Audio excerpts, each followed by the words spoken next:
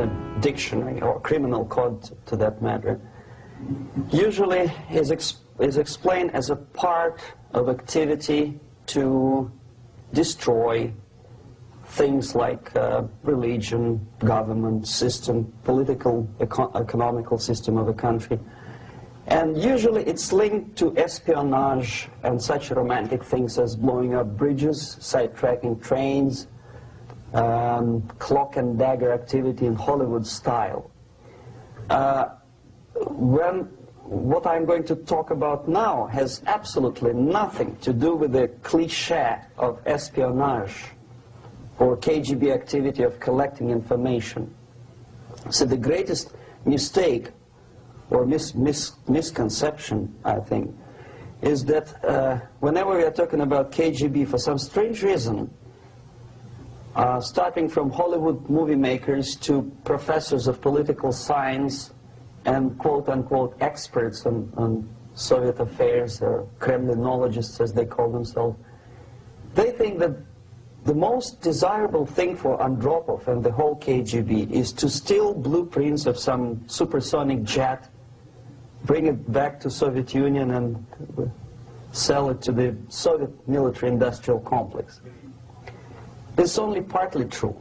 If we take the whole time, money, and manpower that the Soviet Union and KGB in particular spends outside of USSR border, we will discover, of course there are no official statistics unlike with CIA or FBI, that the espionage as such occupies only 10 to 15% of money, time, and manpower.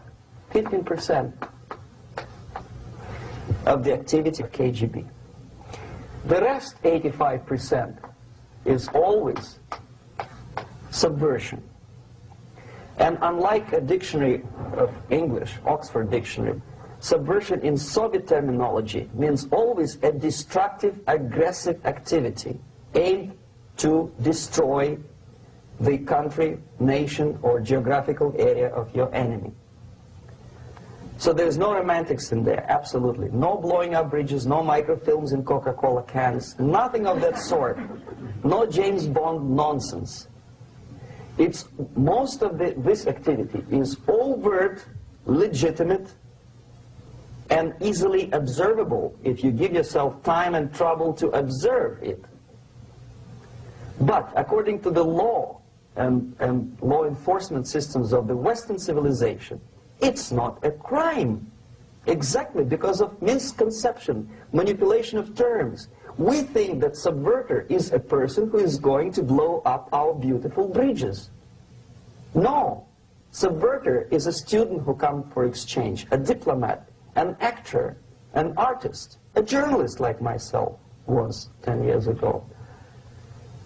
Now, subversion is an activity which is a two-way traffic. You cannot subvert an enemy which doesn't want to be subverted.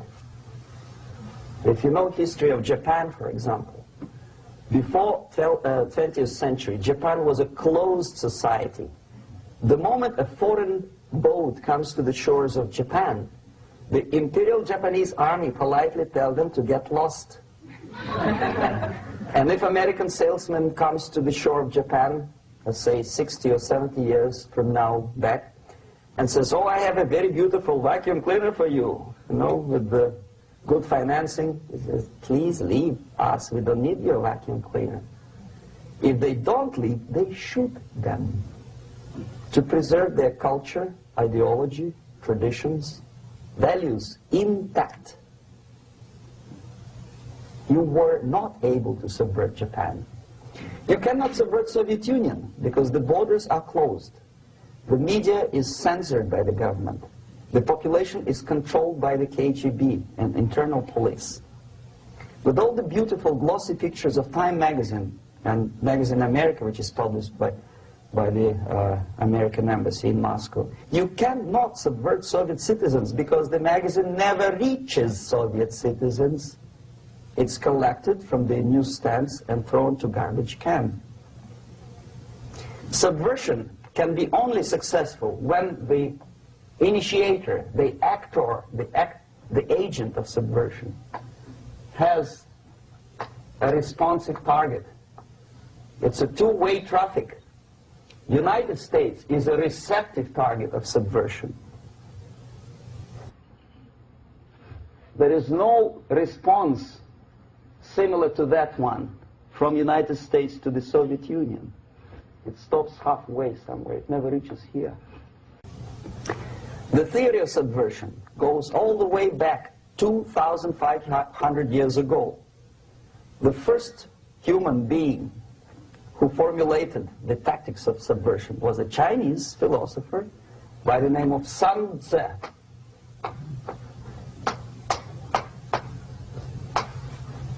2,500 years BC. He was an advisor for several imperial courts in ancient China.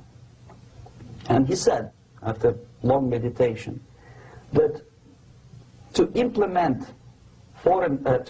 state policy in a warlike manner, it's the most counterproductive, barbaric, and inefficient to fight on a battlefield. You know that war is continuation of state policy, right? So if you want successfully to implement your state policy, and you start fighting, this is the most idiotic way to do it. The highest art of warfare is not to fight at all,